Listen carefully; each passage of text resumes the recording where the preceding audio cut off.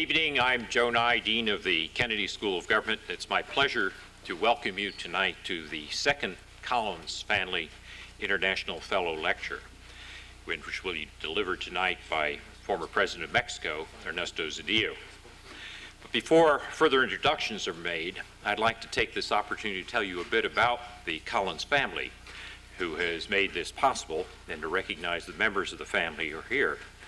For over a century, members of the Collins family played leading roles in Texas political and civil life, and serving as senators and representatives, members of the Texas legislature, and as founders and directors of some of the most prominent institutions. Notable among the family members was James Collins, a dedicated public leader who served in the U.S. House of Representatives as a Republican representing the 3rd Congressional District for 20 years. Here this evening are several members of the family, including Ambassador Richard Fisher and his children. Richard's an old friend, Dorothy Collins Tolbert, who is here in the front row, and her husband Vance Tolbert, and Jose Luis Barrio, also who's at present is an advisor to President Cedillo.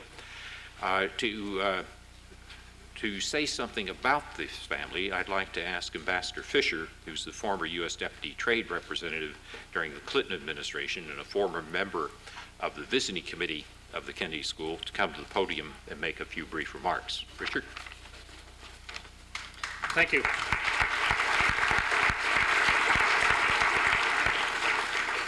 Well, Senor Presidente and Mr. President, Dean Nye, faculty, students, friends, let me just say a word or two about the purpose of this lecture series and about James M. Collins and the Collins family. The late Fisher Black, who was a pioneer in the theory of finance, when he moved from MIT to Wall Street, once quipped that markets look a lot less efficient from the banks of the Hudson than they do from the banks of the Charles. And with this in mind, and given that many of the descendants of Mr. Collins and many members of the Collins family, like my brother-in-law Michael Collins and my sister-in-law Dorothy Weaver, are in the hedge fund business, we designed and endowed this program to bring former heads of state and government to Harvard so that we might leaven theory with lessons great leaders have learned and put into practice in the real tough world of politics and statecraft. Today and tomorrow, this year's Collins Family Fellow, President Ernesto Cedillo of Mexico, is meeting with faculty and with students, and here at the Kennedy School he taught a class today led by Kim Campbell. He was interviewed at length, subjected himself to being interviewed at length by David Gergen, and spending the afternoon with President Summers. And he really is here as an exemplar of what we set out to do with this program. President Cedillo is a PhD. He's a first-rate economist who became a great president and through guts and conviction transformed a nation. And in many ways, this is a fitting way to memorialize James M. Collins, who Joe referred to. Mr. President, like you, Mr. Collins was a straight arrow. He was a successful man. He never became ostentatious. He never became pretentious, despite his success and influence. And in his own careful way, he transformed the politics of his country, which was Texas.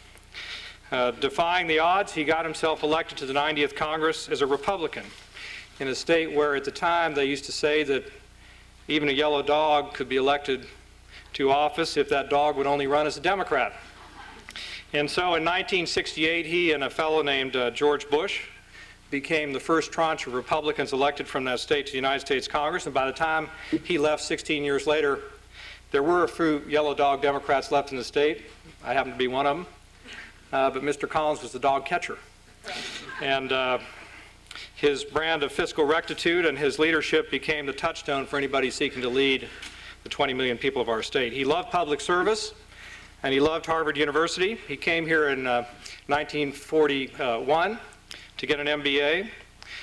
He married Dee over here, who's with us this evening, and raised a son who got a Harvard MBA, a daughter who married a Harvard College graduate and a Harvard MBA, another daughter who married a Harvard College graduate, and between those two daughters they have had 4 children who are Harvard undergraduates, the latest of which is James to be the class of '06. So President Cedillo, I trust you realize it was something for this family of Harvard men and women to give this honor this evening to a PhD from Yale. but frankly, it was an easy matter. You transformed Mexican history. You transformed Mexico's relationship with our country, with the United States, and you transformed Mexico's role in the world, and for that we are extremely grateful that you accepted our invitation, and we're honored to have you here tonight. Thank you very much.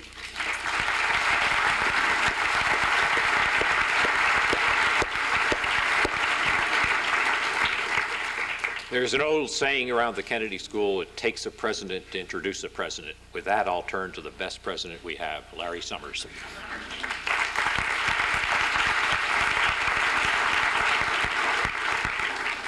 Thank you very much, Joe, and thank you for everything you do here at the Kennedy School. This is a remarkable, thriving intellectual institution at the edge of thinking and practice that makes a great contribution to the university, and I believe a great contribution not just to the United States government, but to governments around the world. Thank you very much for your leadership, Joe.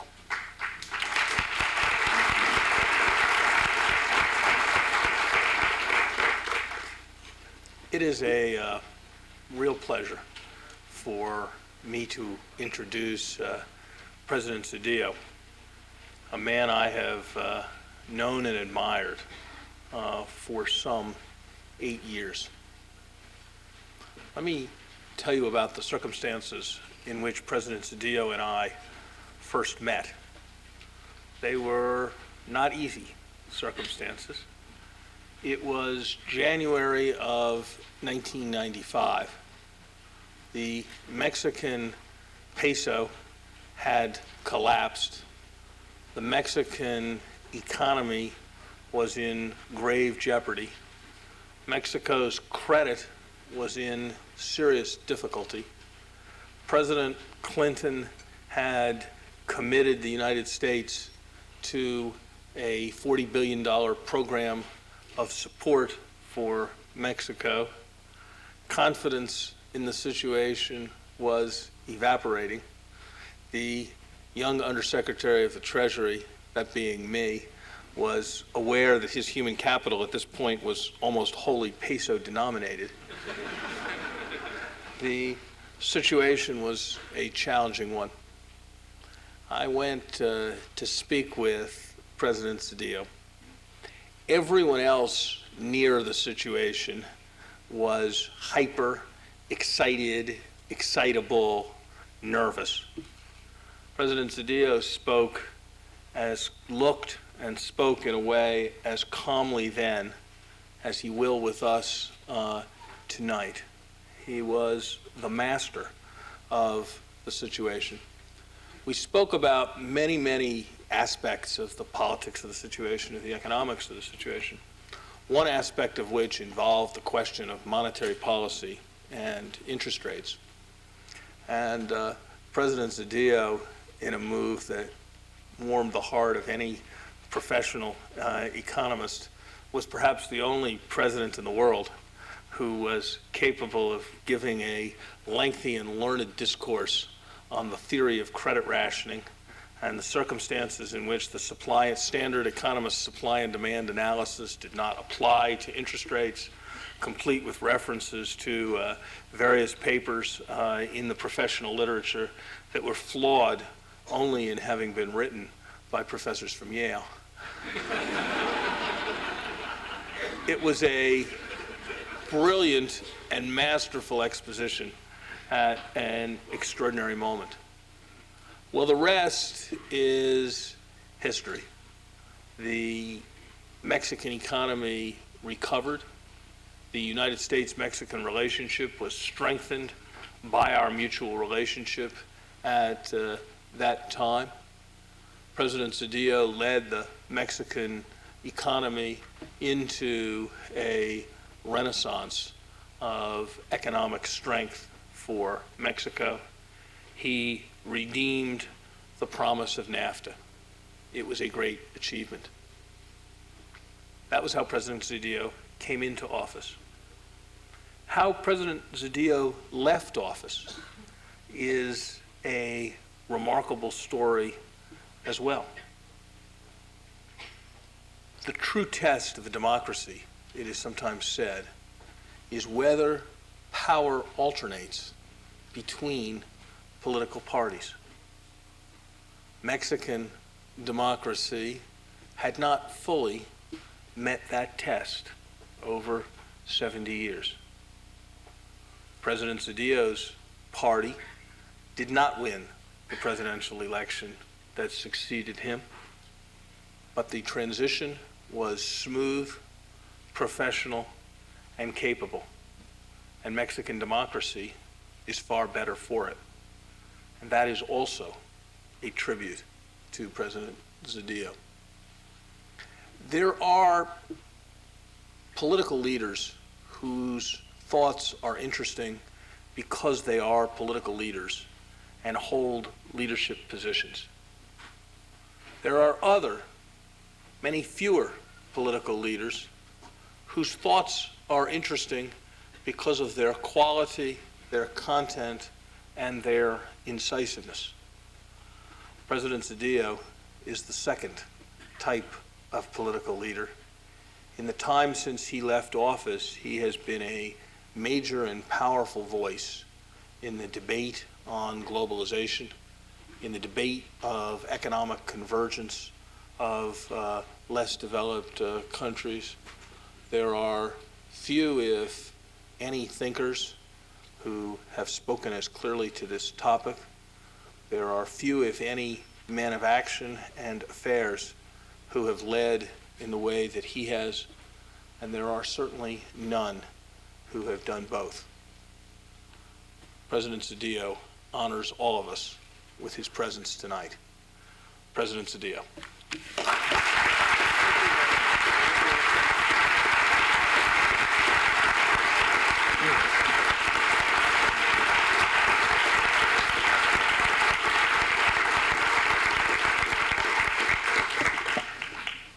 Thank you, President Somers, for that very kind introduction. Your proverbial generosity has led you to overstate my case before this audience, but anyways, I enjoy it a lot. Thank you very much.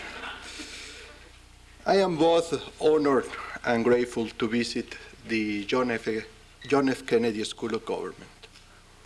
I thank very sincerely the patrons of the Collins Family Distinguished International Fellowship for making this intense and interesting stay possible. I pay tribute to the memory of Congressman James Collins for his many contributions to the political and civic life of this country, and very especially of his beloved Texas. With affection, I express my gratitude to the Collins family, and very especially to Ambassador Fisher for his personal interest in having me come to Harvard. And of course, I express my gratitude to Dean Nye for his kind invitation. I value enormously this opportunity to meet with so many members of the vibrant academic community of Harvard University, an institution universally recognized for its very high scholarly distinction. So high, let me tell you, that during the 4 years that I spent in New Haven, in the mid-70s, they persistently, almost every day, they told me that among the great universities of the world, Harvard was the best, second only to Yale, of course. There's a Yale around here? Be careful. Well, I shall use this opportunity to argue in favor of a vigorous renaissance of international cooperation, which I believe to be a significant part of the right answer to many of the global challenges we face in this new century. I shall submit to you that cooperative, managed, sustainable interdependence is what more than anything else will achieve lasting security in the world, provided that this interdependence is effectively put to work in the fight against poverty and underdevelopment. And the best way, at least in the foreseeable future, to speed the building of this positive interdependence will be to achieve enlightened negotiation and implementation of the so-called Doha World Program of the World Trade Organization, and equally, and perhaps more important, a successful outcome and follow-up of the Financing for Development Conference that will be taking place next week in Monterrey, Mexico. I will launch my argument by doing something I usually don't like to do, and that is quoting myself. And truly, I don't like to quote myself because I don't say interesting things very frequently. In May of last year, while chairing an independent panel that was convened by the United Nations Secretary General to write a report on financing for development, I was ordered by my fellow panelists, among them President Sommer's former boss, Bob Rubin, to prepare a recommendations paper. In the very first page of this document that I wrote in May 2001, and in order to make from the start a strong case for international cooperation, I wrote, and I quote myself, "For people in the rich world, elementary self-interest is also at stake. In the global village, someone else's poverty very soon becomes one's own problem. Lack of markets for one's products, illegal immigration, pollution, contagious disease, insecurity, fanaticism, terrorism." Needless to say, a few months later, I could not but have very sad feelings about the tragedy that converted these lines into a little piece of prophecy. Please don't misinterpret me. I'm not claiming a direct cause-effect relationship between poverty and the decision to commit criminal acts. Masterminds of terrorism seldom, if ever, care about poverty and inequality in the world. For sure, their inner motives and agenda are to be found elsewhere. But I do believe that the fanatics who are used by those masterminds to perpetrate their crimes are less likely to be available in a less polarized, in a less conflict-ridden world.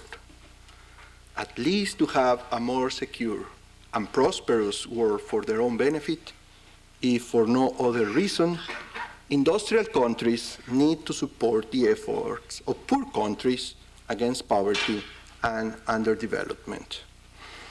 Notice that I speak of supporting, not of replacing. I never tire of stressing that the main responsibility for achieving economic growth and fighting poverty lies with the developing countries themselves. There is no substitute for a country's own effort to grow and develop. Neither is there, and I better say that in this house, a single theory to follow, nor a single path to success. A country's own specific circumstances, economic, social, and institutional, are what largely determine how intended best policies translate into development results. And it is also clear from both theory and experience that there is no silver bullet for attaining development. Development is a multi-purpose endeavor, and as such, it needs many instruments at work. Even so, however, solid practical evidence shows that certain factors are crucial for achieving economic growth in particular and development in general. Their degree of importance varies depending on each country's case. These factors are, saying it very quickly, strong public institutions, democracy, a high domestic savings rate, macroeconomic discipline, reliance on market mechanisms to allocate scarce resources, active pursuit of well-financed, well-targeted social policies, and, this is very important, increasing integration in the world economy. This list highlights the essentially domestic nature of the development process. Every one of these factors depends above all on the domestic decisions that are made by developing countries, by their policymakers, institutions, and societies. No external agents can make these positive features take root in developing countries. History is full with failed and costly attempts to do so. If we believe that every developing country has the primary responsibility for achieving its own development, does international cooperation have no role to play? On the contrary, its role is also crucial. I have spoken about primary, not about sole responsibility.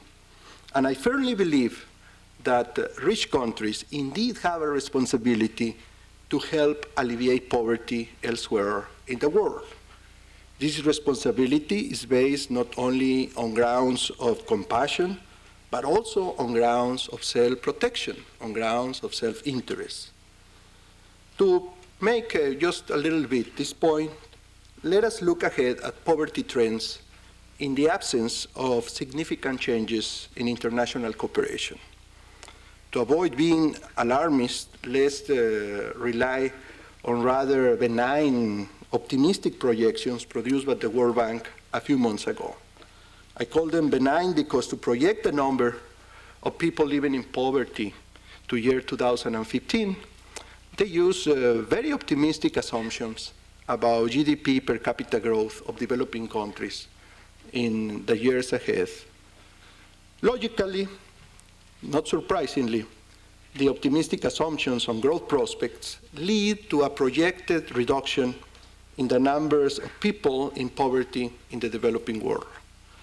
Yet, the sheer numbers of those projected to remain in poverty are staggering.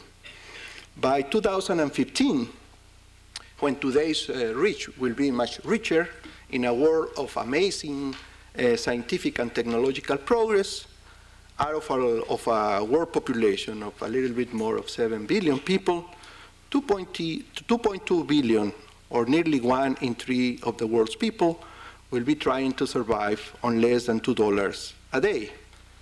And more than 750 million people will be on the margins of existence, living on less than $1 a day. 750 is more than the population of the whole of North America, Mexico, US, and Canada, plus the European Union. In sub-Saharan Africa, unlike most other regions in these projections, the number of poor people is projected to increase in absolute terms. It is sinister and very sad that by 2015, Africa is projected to have fewer people in extreme poverty than previously thought, not because of higher economic growth, but because the HIV/AIDS epidemic has condemned millions of them to die before 2015. And that's why the projections were revised downwards. And that's, I think, a tragedy. Needless to say, behind the poverty numbers, there are countless personal stories of destitution, disease, ignorance, misery, and in not few cases, rancor and desperation.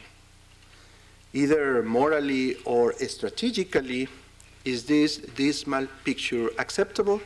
I don't think so. Can something be done about it? I believe so. And certainly so do many others. Among them, the heads of state who got together in unprecedented numbers in September year 2000 at the United Nations New York headquarters and adopted the United Nations Millennium Declaration containing the International Development Goals for 2015. I don't need to repeat here the International Development Goals. Most of you probably know them well. But you might feel, as I do, that considering what humankind has been able to achieve throughout history, the goals, by being prudently modest, should be achievable. With these goals so broadly agreed, the important question is not what to do, but how to do it. First, we need, as much as possible, sustained and sustainable economic growth throughout the world. I have already referred to the developing countries' responsibility to achieve their own development, and I take it for granted that for natural selfish reasons, industrial countries will in general also want to continue their economic expansion. By itself, however, good growth will not suffice. In the Financing for Development report, which I mentioned earlier, we submitted to Mr. Kofi Annan proposals for action on issues ranging from domestic resource mobilization to global governance. Here I deal tonight with two of those issues, trade and aid, in view of their innate importance as well as the window of political opportunity that has recently opened for them, particularly since the tragedy of September 11th. First, I hardly need to insist to you that access to international markets is crucial for developing countries. Faster export growth stimulates economic growth, and this in turn helps to reduce poverty, even more so if it creates jobs in labor-intensive activities and if the opening of the economy reduces the relative prices of the goods consumed by the poor. There is still considerable room to foster developing countries' exports by dismantling remaining trade protection. Nowadays, protection is highest in labor-intensive manufactures and in agriculture. In particular, let me say, rich countries' agricultural protectionism is frankly scandalous. High-income countries spend at least 5 times as much to support their farmers as they do on development assistance, around, and this is a very conservative estimate, $250 billion a year compared with around $50 billion. Jim Wolfenson just a few days ago mentioned $350 billion. Trade protection, as you know, by wealthy nations imposes an enormous human and economic cost on the developing world. And it also imposes high costs on their own populations, either by pushing up consumer prices or by pushing up taxes to pay for subsidies. By almost every calculation, dismantling the remaining trade protection would yield big gains for industrial and for developing countries. As with everything in economics, the specific results of a calculation depend on the specific assumptions made. But almost every study I have seen shows that full trade liberalization would yield developing countries additional income at least 3 times the aid they have received up to now, which is about $50 billion every year. The power of trade liberalization to produce benefits for growth and poverty reduction is one of the main reasons why some people, and after the infamous WTO ministerial meeting in Seattle in 1999, started to speak about the need for a development round of trade talks. Within the UN panel on financing for development almost a year ago, we agreed to strongly endorse, and I quote, the launch of a new round of trade liberalization at the next WTO meeting to be held in Qatar in November 2001. We added then that a new round could only succeed if it focused mainly on the trade needs of developing countries. We suggested that to be truly a development round, the new negotiations should tackle only the essential issues: implementation of the Uruguay round, liberalization of agriculture, and the total elimination of remaining barriers in manufacturing. We also suggested that the welfare gains to all countries could be even greater if services were also liberalized. Sadly, a real sense of urgency for launching a new round at the Doha WTO conference emerged only after the September 11 tragedy. However, against all the odds, the Doha meeting not only occurred, and that was close to the climax of the war in Afghanistan, but also concluded with the launching of a new round, which is now called for political correctness, a work program. Beyond the rhetoric, what are the chances that the Doha Work Program will truly become a development round? Let's consider first the agreements that clearly point in that direction. Nearly 40 of the so-called implementation problems were solved before or during the conference, and 50 more were transformed from unilateral requests into multilateral commitments to be negotiated. Although some analysts would dispute the substantive value of these provisions, they do address what was long considered a stumbling block by developing countries. The issue of health and trade-related intellectual property rights, or TRIPS, justly seen as highly divisive, was removed as an obstacle to the new round quite early in the conference by means of a special declaration. The provision of the special declaration make it a significant achievement for developing countries. Also significant was the agreement to open negotiations to clarify and improve existing disciplines on anti-dumping and on subsidies and countervailing duties. A program was adopted to foster ongoing negotiations on services. On non-agricultural products, negotiations were agreed on to reduce or eliminate tariffs, including tariff peaks, high tariffs, and tariff escalation, as well as non-tariff barriers, in particular on products of export interest to developing countries. If it is ever satisfactorily fulfilled, the agreement on agriculture will prove to be the most significant.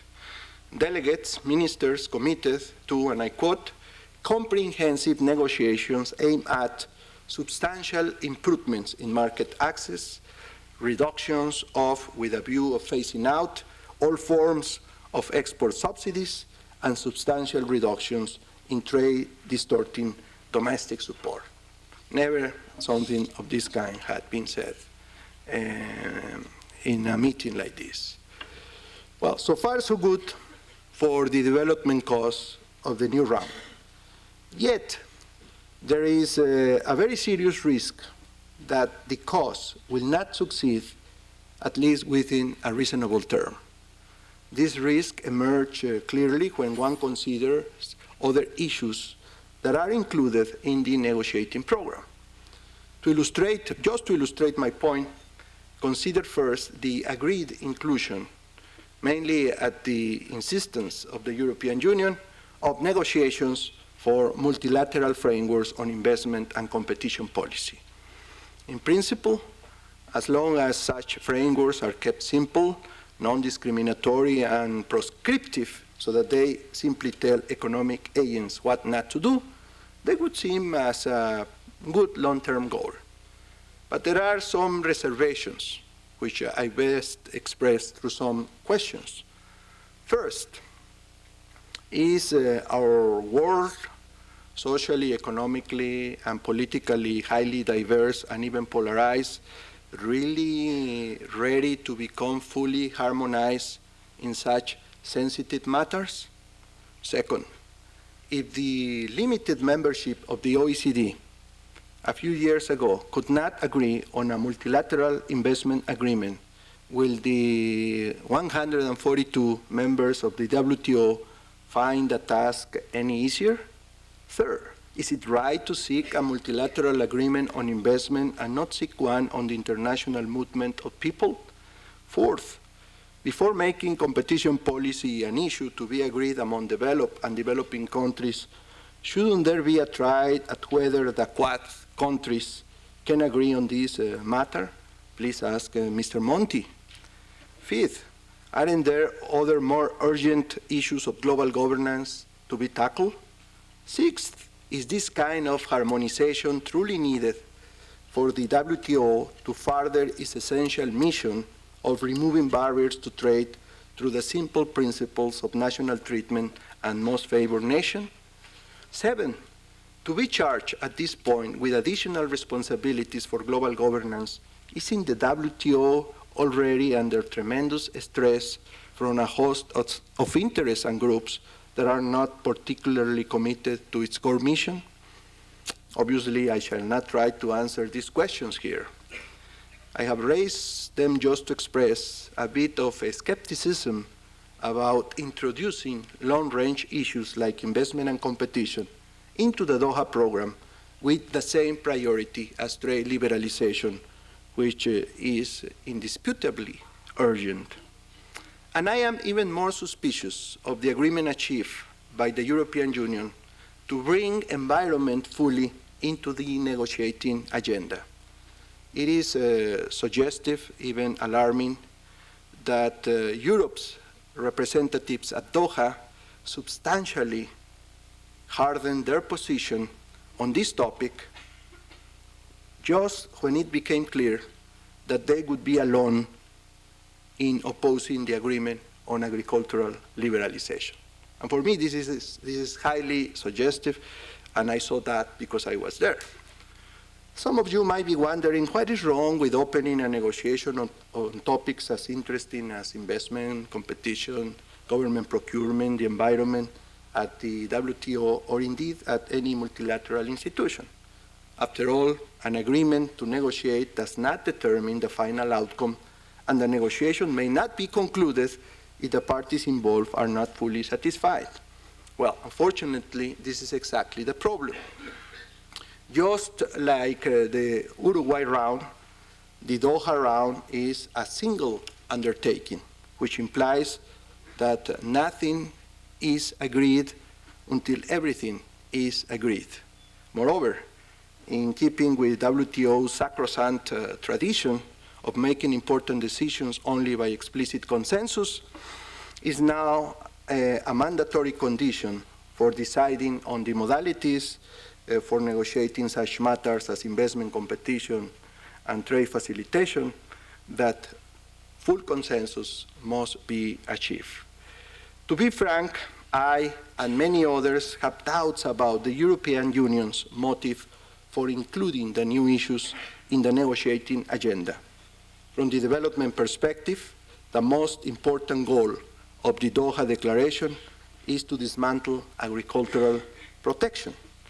It is not hard to see that given the complexity of the agreed agenda, Europe or any other interested party will have plenty of chances to block the progress of the new round without even invoking the topic of agricultural protection.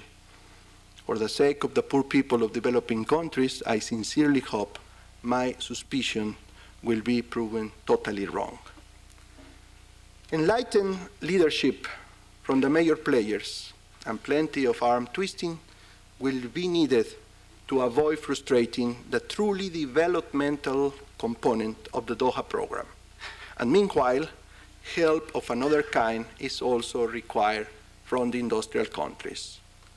Recent studies have confirmed what we stated in our Financing for Development report, and I quote, "The inescapable bottom line is that much more funding is needed for official development assistance." Based on very rudimentary calculations about a year ago, we estimated a gap of at least $50 billion a year to achieve the international development goals. Interestingly, a World Bank study made available just a couple of weeks ago concluded the additional foreign aid required to reach the Millennium Development Goals by 2015 is between 40 and 60 billion a year. The middle point is 50 billion, we said a year ago. Knowledge about a sizable aid gap is not new. In 1969, the Pearson Commission called on donor countries to give 0.7% of their gross national product in official development assistance. In practice, in year 2000, for example, ODA stood at a mere 0.22% of the gross national income for the aggregate of the donor countries. If aid were delivered according to the Pearson target, it would be increased by about $100 billion a year, and that would be sufficient, of course, to finance the support of the international development goals, to support further the takeoff of the poor countries, and certainly to address a problem that is going to be very critical in coming years, and that is to pay for global public goods. I am aware, however, that at least until very recently, and even today, speaking about increasing aid from rich to poor countries had become almost nasty. Aid fatigue was used as the excuse to avoid the topic, and some misconceptions about aid by brute force of repetition had come to be treated as established facts. The most damaging of these misconceptions is that even quite large flows of aid have failed to reduce poverty and foster growth in recipient countries, and that they have, in many cases, proved counterproductive. Well, there are some problems with this judgment. First, though with some remarkable exceptions among donors, development aid has never been large relative to any relevant variable. As I have just noted, there has always been a huge gap in relation to what the international community accepted as a reasonable target many years ago. And the gap is, in fact, bigger than the aggregate figures indicate. Consider the case of the United States. In year 2000, the US provided official development assistance of only 0.1% of its gross national income, the lowest proportion among all donors. And the OECD statistics show that a substantial amount of the US aid has little to do with development assistance, strictly speaking. Almost 1/3 went to the 4 biggest recipients. The biggest one, Russia, then Israel, Egypt, and Ukraine. It is likely that the rest of US aid also includes a significant non-development component, such as the support to fight drug trafficking in Colombia.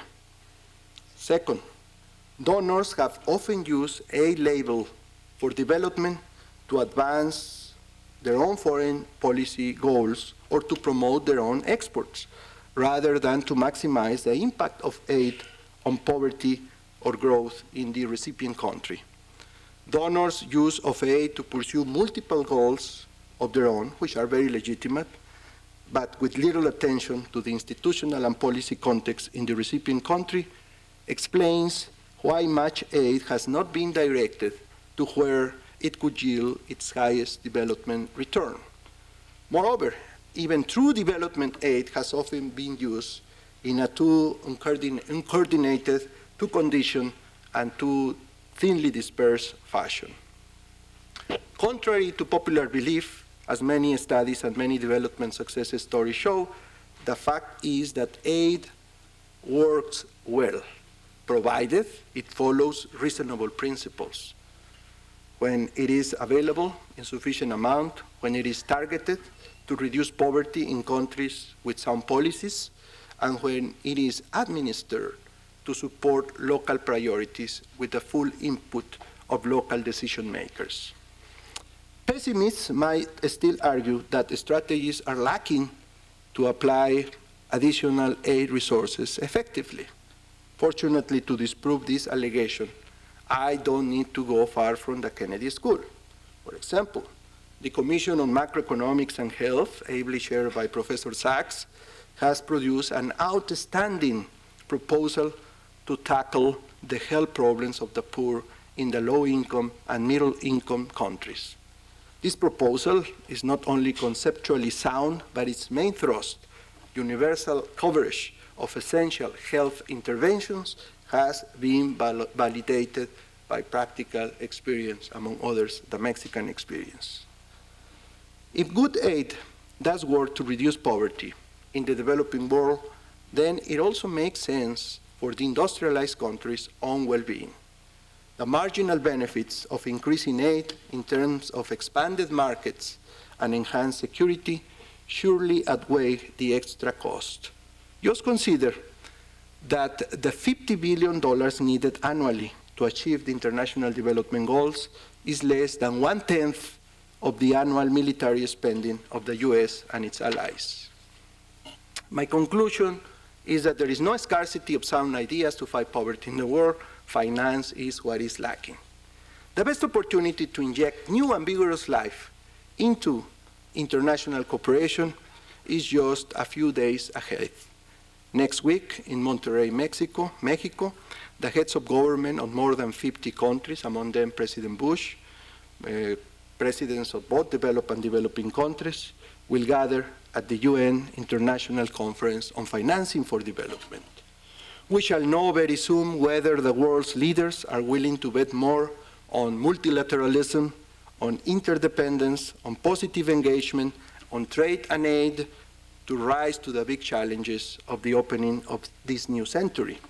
Right now, I am optimistic about the outcome of the conference for several good reasons.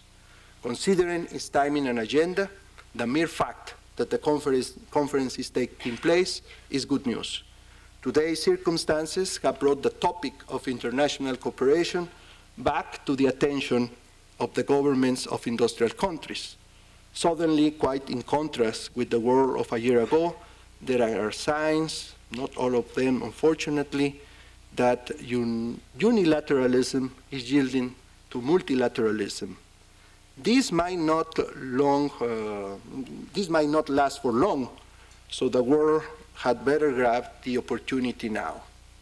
A number of world leaders have already stepped into the debate on financing for development, a circumstance unthinkable a few months ago.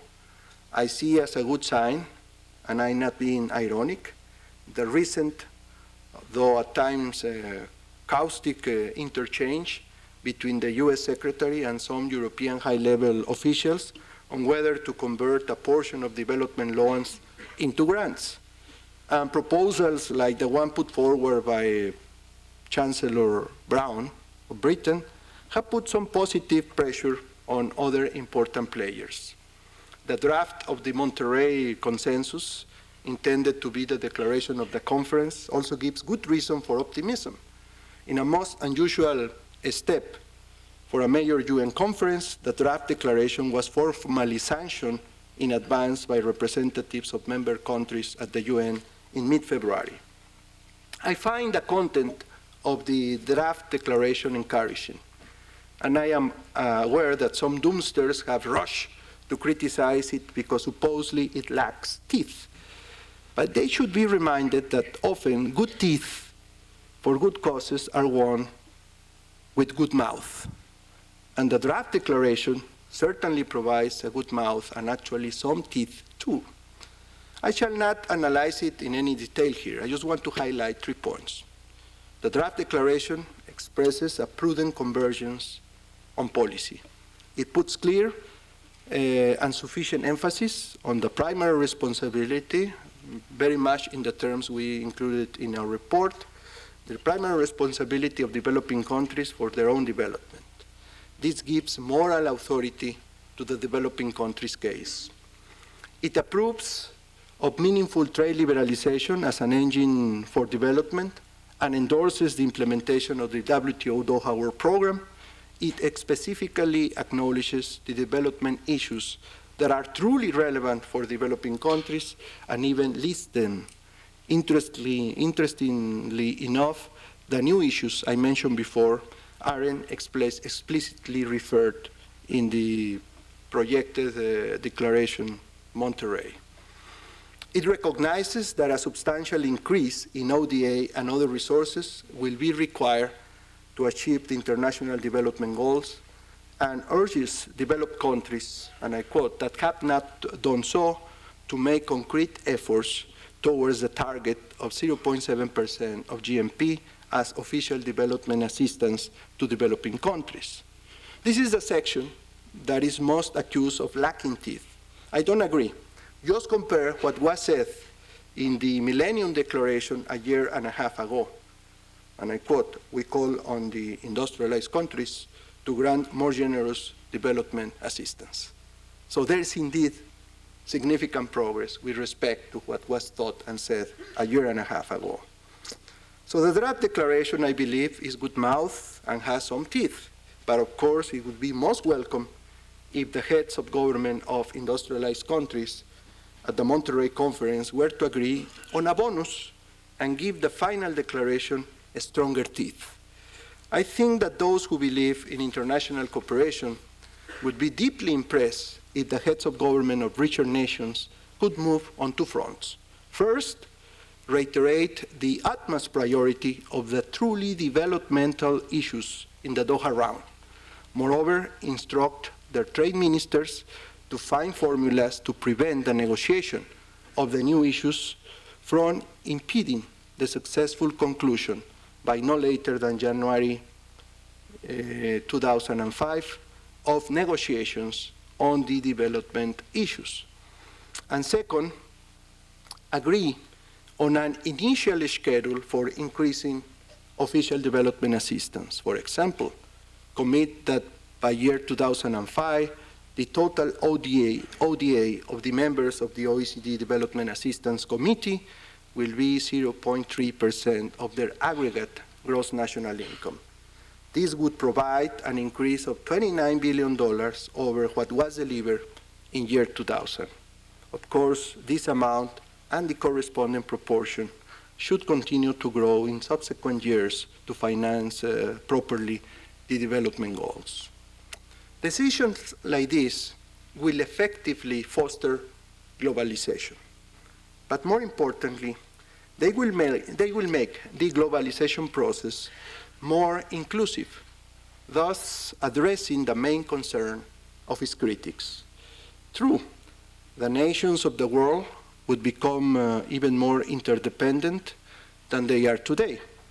But interdependence, if not always free of transitional tensions, yields great economic benefits and more. It brings about better mutual understanding of culture and values, and eventually irreversible mutual respect and tolerance. I believe it is only through the deliberate building of this interdependence, practical step by practical step, that we can achieve a more prosperous world with lasting security. A world where the poor and excluded are released from misery and the privileged are released from fear. But of course, dear friends, all this is just the rambling of a former politician. As Oscar Wilde once put it, it is always a silly thing to give advice, but to give good advice is fatal. Thank you very much.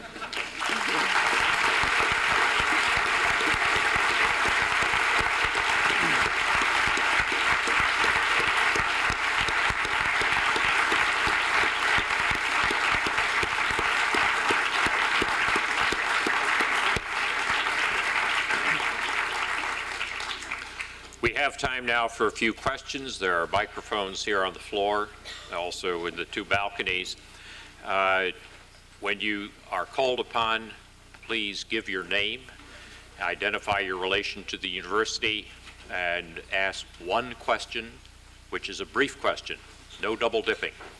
But before I turn to the microphones on the floor, I'd like to call on one of Harvard's most distinguished economists to ask the first question. Larry Summers.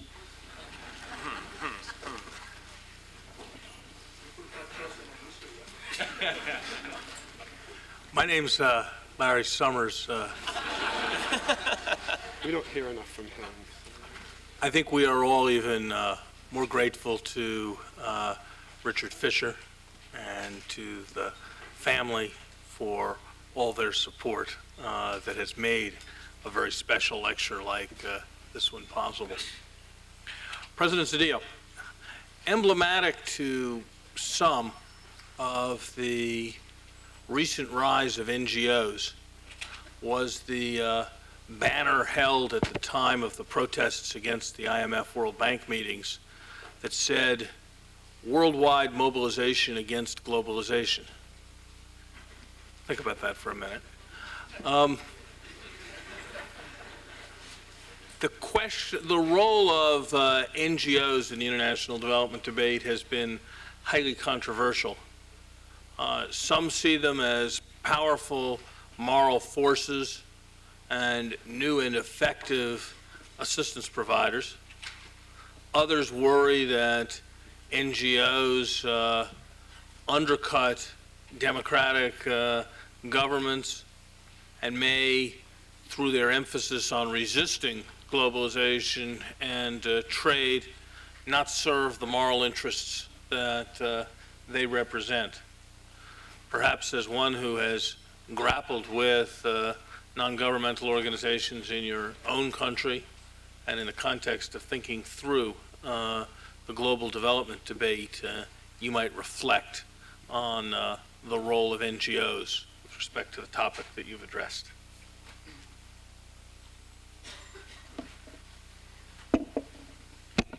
I knew Professor Summers wanted to get me into trouble, as usual.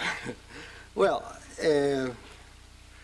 first of all, I think that we should not generalize about NGOs. I have known many NGOs that work very actively for very good causes in the world. For one thing, in this Financing for Development panel, I had the privilege of working with Oxfam. The director at the time of Oxfam was member of the panel, and he was a very positive force in the panel. And I could give many more examples.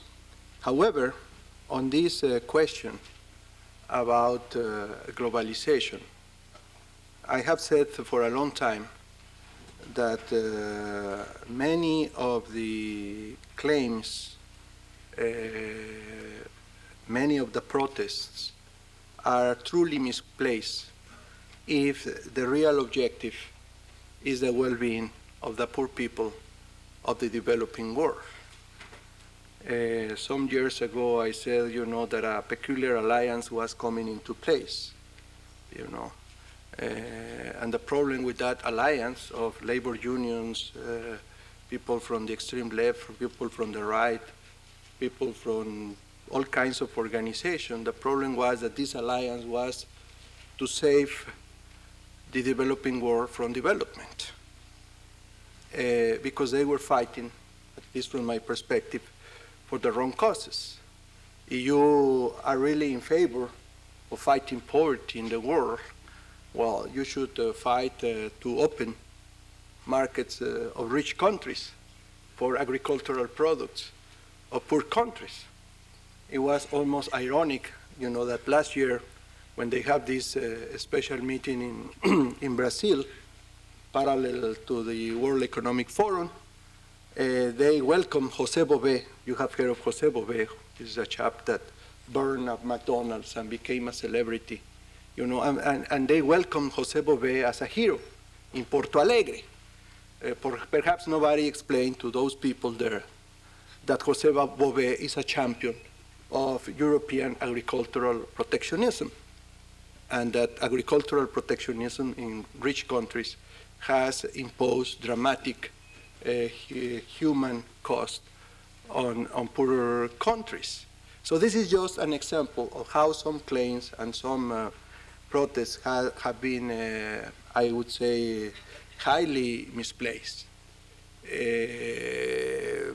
I think some of the issues are very relevant. I think we should all be unhappy about exclusion, about questioning ourselves why some people are participating in the benefits of globalization and why others are left behind, and therefore we are seeing a highly polarized world. Well, I think the answer is not because of globalization. I see globalization as part, not as a problem, but as part of the answer.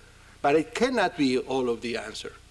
And we have to recognize that if we want to make globalization inclusive, then we have to think about social policies to pursue social justice.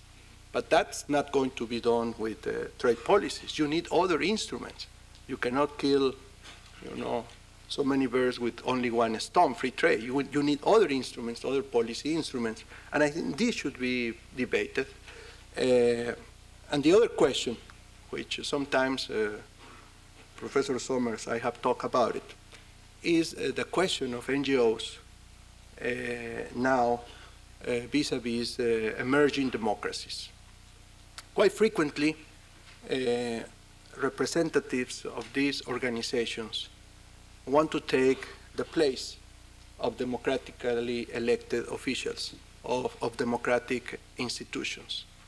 And that perhaps that is not a problem in mature democracies. But I can tell you that that's a big problem in new democracies. When somebody that is self-appointed, self-elected, says that I can represent better civil society than elected officials in Congress on the executive branches of government, then you are definitely undermining democracy, especially if your democracy is not sufficiently mature. So I think that at some point some balance has to be stricken, and that I think can be done only through dialogue, through debate, and certainly a place like this can play such a role. Let's turn here to the first microphone on the floor. Remember to identify yourself. Okay, my name is not Larry Summers. I am Arturo Alvarez, an Argentinian student at the business school. And thank you very much for bringing this topic of agriculture protection. It seems that a second car for a French farmer is more important than that a farmer in a developing country sends his kids to school and so on. But since I'm an Argentinian, I have a question about Argentina. Do you think that the international community should support Argentina now? What are the advantages and the risk of doing or not doing this? Well, I think the international community should support, and I think will support Argentina as long as Argentina comes forward with a sound program to solve those economic problems. I would advise strongly to provide that support, but certainly on the condition that a sound program is in place. Otherwise, I think it will be counterproductive. Right balcony. My name is Samantha Bolton. I'm here at the Kennedy School.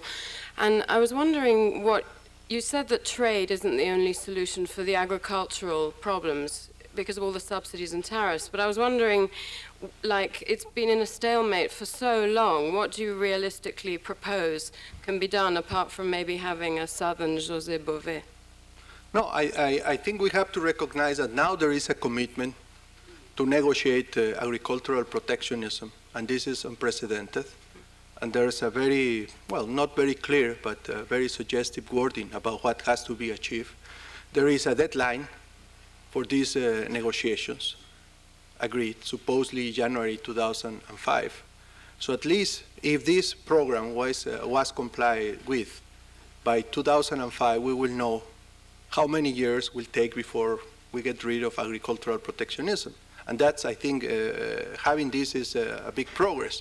Now, my big doubt is whether this program is going to be accomplished, given that so many other issues have been introduced into the negotiating agenda. And to say it frankly, now that somehow the United States leadership role in this negotiation has been somewhat eroded by the recent announcement on steel protection. I think that's going to be a problem because in Doha, the U.S. government played a fundamental role. The USTR, Robert Selig, was a key, piece in Doha to get the new round launched. And I just hope that what was decided a few days ago will not undermine the U.S. government to keep putting the pressure on Europeans. And that's a big question mark. Left balcony. Thank you. My name is Jeff Duritz, and I'm a graduate student at MIT in International Development and Regional Planning. It strikes me as I can hardly disagree with your urge for greater development aid, but it strikes me that the policy prescription that you laid out is sort of a standard Washington consensus one. And when I think about what the G7 countries did to industrialize, they did things contrary to the Washington consensus. They did have protectionism. They didn't allow foreign ownership of certain key industries. They did subsidize certain sectors. Moreover, the very, very few countries outside the G7, such as the Asian tigers, who have successfully industrialized, also did everything completely contrary to the types of prescriptions that you're advocating. They did not allow free capital flows. They did not allow foreign direct investment of certain key industries. Their governments did support certain industries, et cetera, et cetera, et cetera.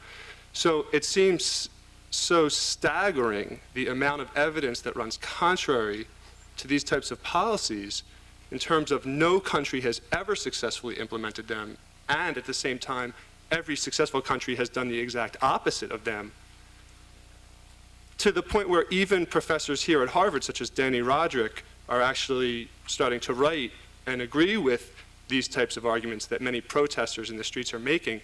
So I was wondering how you can defend that particular position. And if you have a minute at the end, if you want to say why you backed out of the San Andreas Accords, I would appreciate that one also. Well, the first thing I can say is that I disagree with your reading of empirical evidence. I would say that this is a matter to be discussed and debated, as many scholars have been doing it for many years. This was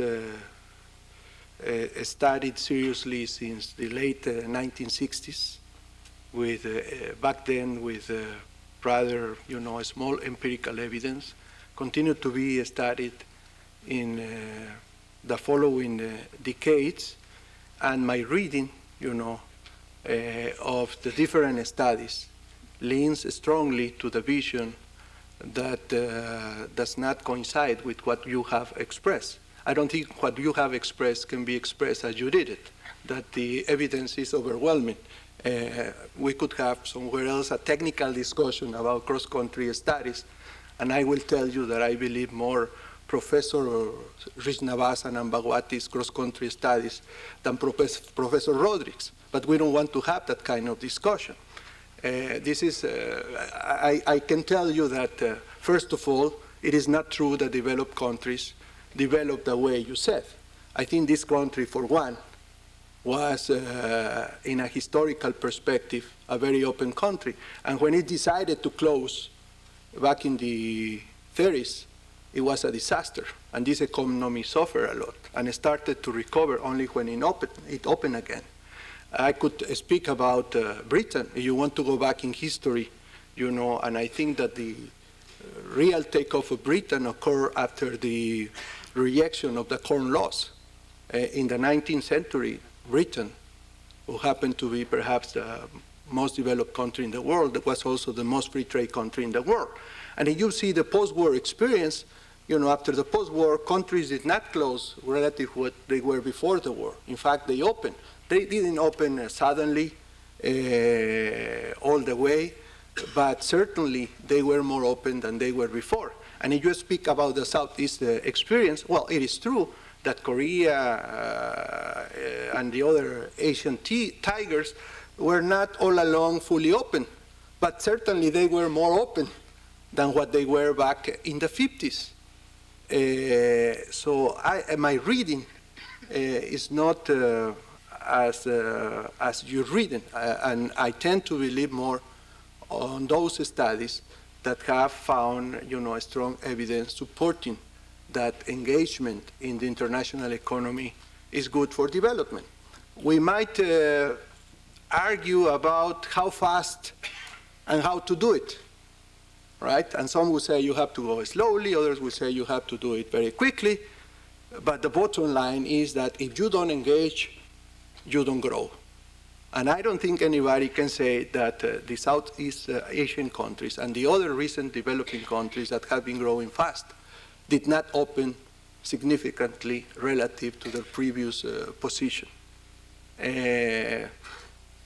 I think the evidence is very clear, but of course you can always find fancy arguments to say, well, this was not really true everywhere all the time, and that's true, But you want to see general trends, general directions, and any of the serious analysts, and certainly including Professor Roderick, would admit that you do need some openness, but of course some disagreement about the speed and the fashion in which you open can vary depending on every country's experience.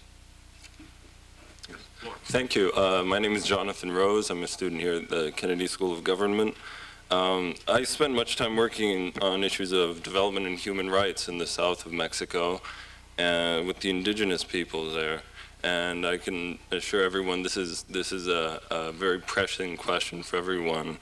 The title of this lecture is Leading Through Multilateralism, Security, Social Justice, and Economic Inclusion. Now, it's well recognized by many human rights groups and many people, I think in this room even, that during your administration you embarked on a strategy of low-intensity warfare in Chiapas in response to the Zapatista uprising, mainly consisting of arming paramilitary groups and leading to thousands of politically motivated deaths in Chiapas. Moreover, the administration effectively undermined the negotiations process, and I think this is agreed upon by most people, failing to comply with just about every article of the San Andres Code. The brunt of the question isn't real peaceful dialogue, and only dialogue with all sectors of society, and especially the most economically and socially disenfranchised groups, which is related to President Summers' question, the only way to achieve the true security, social justice, and economic inclusion. Yes, well, I don't know who dictated the paragraph you read, but I disagree fully with that interpretation of what I try to do relative to the Chiapas problem. From day one, I tried to achieve dialogue, and I gave not only evidence, but went beyond the simple evidence that I wanted to do that. After a certain point, it was not me who broke the dialogue, it was the other part. And I was always open until the last day of my administration to dialogue. But at the same time, one speaker at a time. At the same time, I thought, and I still think, that the fundamental solution of the Chiapas problem was not a security problem, was not even a political problem, was the solution of the poverty problem. And what I did with the government was to apply increasing resources to pay attention to the fundamental problems, with the certainty that problems were not going to be solved in 6 years. And I think if you look at the social indicators of Chiapas, you can see that during those 6 years, we made progress in every single aspect. You name it: education, health, nutrition, basic infrastructure. Now, was I expecting to finish the task in 6 years? No. Will it be finished in another 6 years? No. It will take many years to achieve where we wanted or we want to be, to have a situation which is very different to the one that still prevails in Chiapas.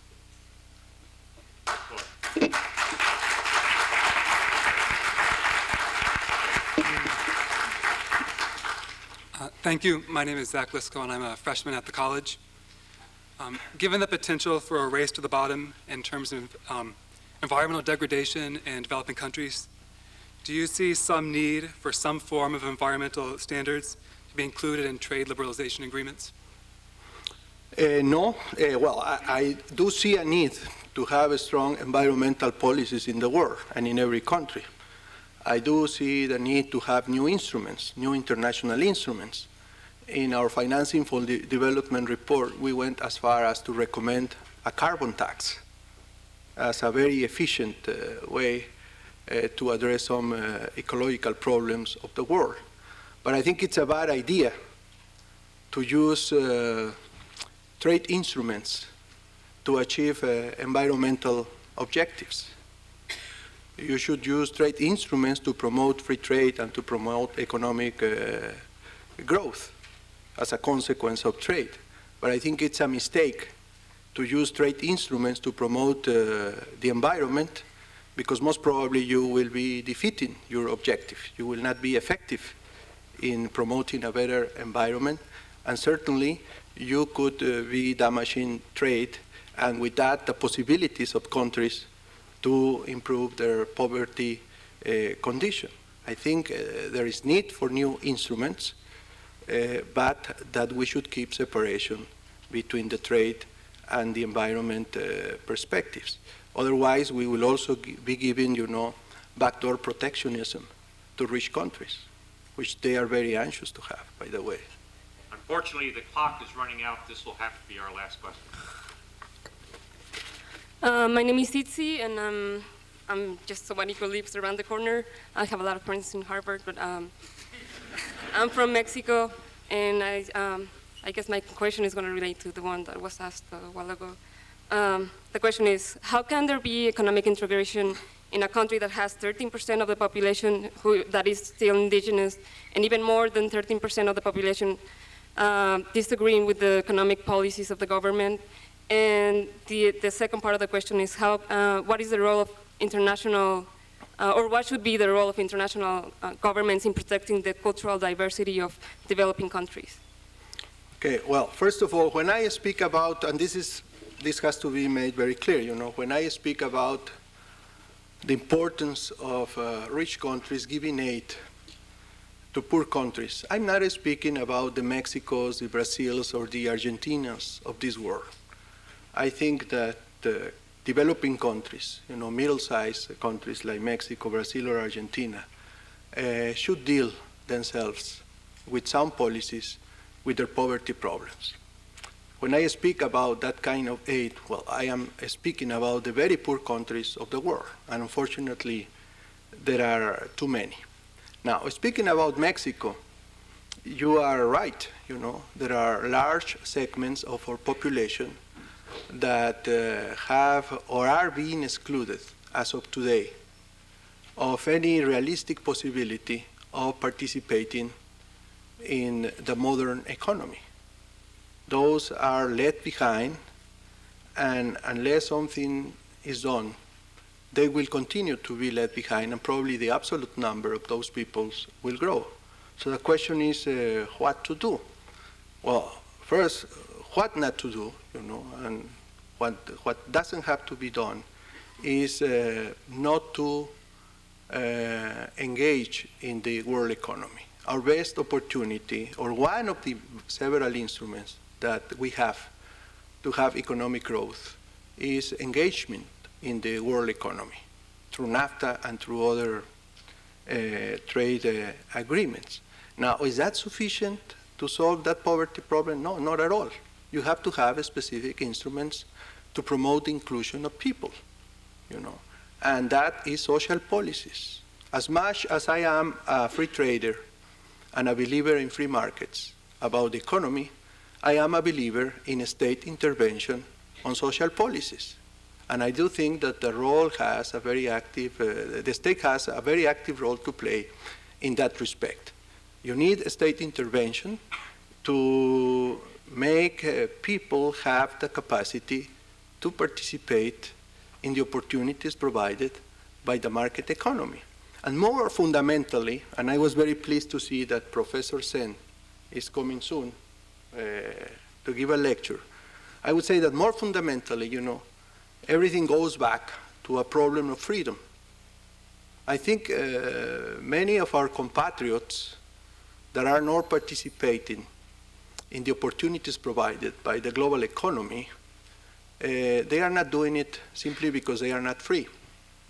And let me explain a little bit this concept, has to do with Professor Sen's concept of freedom as development. Why they are not free? Well, they are not free because whoever doesn't have education, whoever doesn't have elementary health, whoever doesn't have elementary nutrition in early years of their life, whoever doesn't have elementary political and human rights is not free. It's not free to do anything. It's not free to participate. What's the role of the state? Of course, guarantee human rights, basic rights, but also to be sure that those people, through education, through basic health service, through essential infrastructure, through minimum nutrition in early years of life, become free to participate, become empowered to participate. And that cannot be addressed at all by trade policy or by fine, sound macroeconomic policy. You need a specific, well-targeted, very intelligent social policies applied for those people. Now, the question is how to pay for that. And you need to pay for that only with economic growth. And to have economic growth, again, you go back to sound macroeconomic policies. So there's an interdependence in these policies. You cannot be simply say, with this I will solve poverty, or I will just concentrate on poverty and forget about the rest. You have to do both things at the same time. The lecture that President Cedillo mentioned by Amartya Sen will be here in the forum on Thursday, April 4th. So if you want to continue this discussion, we will invite you back then. But we, in the meantime, would like not only to thank President Cedillo for giving the second Collins lecture, but to tell him that we will welcome him back to Harvard anytime he would like to come. So please join me in thanking President Cedillo.